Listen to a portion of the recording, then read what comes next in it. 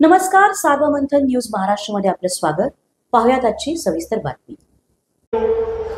आमचे गोपीचंदजी पडळकर भटक्या विमुक्तांकरता ओबीसी करता लढा देत असतात आणि मगाशी बाबा राजेंनी सांगितलं आमच्या सरकारची नीती पक्की आहे, एकाचं काढून दुसऱ्याला द्यायचं नाही।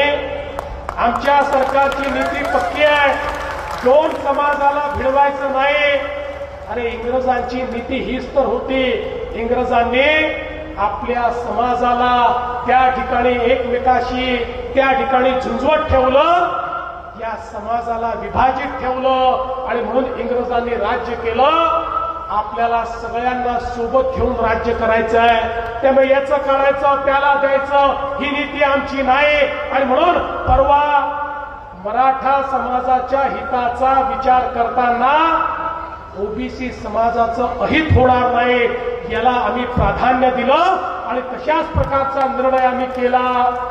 आणि मला आपल्याला सांगितलं पाहिजे, विशेषतः मराठवाड्यामध्ये इंग्रजांचं शासन नव्हतं। मराठवाड्यामध्ये 1948 पर्यंत निजामाचं शासन होतं। त्यामुळे मराठवाड्यामध्ये एखाद्याला जर कास्ट सर्टिफिकेट पाहिजे असेल तर इंग्रजांचे रेकॉर्ड नाही आहेत। महाराष्ट्राच्या इतर सगळ्या भागामध्ये आपण जर एखाद्याला जातीचं प्रमाणपत्र पाहिजे तर इंग्रजकालीन रेकॉर्ड उपलब्ध आहे, तो रेकॉर्ड काढतो आणि त्या आपल्या जातीप्रमाणे तो प्रमाणपत्र मिळवतो।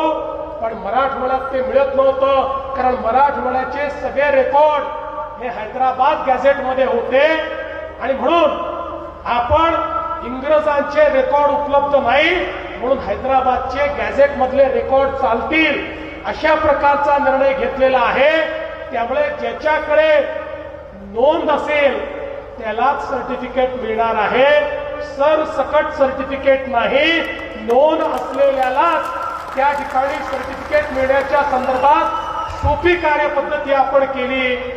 यामुळे मराठा समाजाचा खरी नोंद असलेला जो व्यक्ती आहे तो वंचित राहणार नाही, त्याला त्याचा फायदा होणार आहे। पण त्याच वेळी ओबीसी समाजाच्या ताटातलं कुठेही काढून घेण्याचं काम आम्ही केलेलं नाही।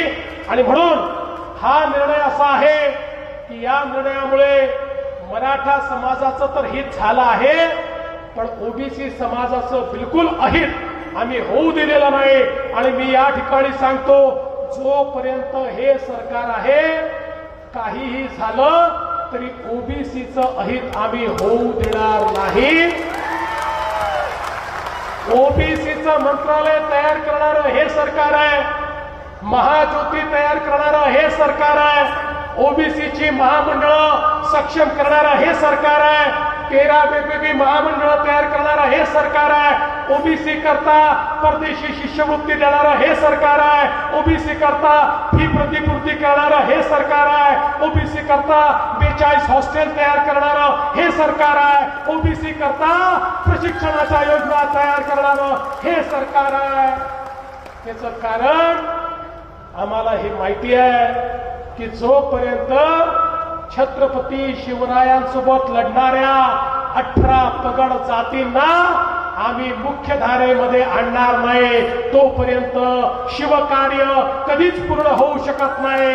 ओबीसींचा त्या ठिकाणी उद्धार, ओबीसींचा विकास म्हणजे शिवकार्य आहे आणि ते शिवकार्य केल्याशिवाय हे सरकार कधीच थांबणार नाही। आणि म्हणून कोणीही मनात शंका आणू नका, आम्ही दबावापोटी काम करत नाही, आम्ही समाजाच्या प्रेमापोटी काम करतो।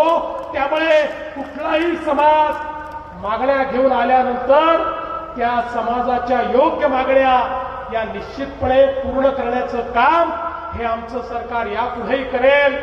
आणि दौलत नाना काळजी करू नका, तुम्ही संकोच करत होता, तुम्ही म्हणत होता मागण्या तर अनेक झाल्या पण अजून मागण्या आहेत।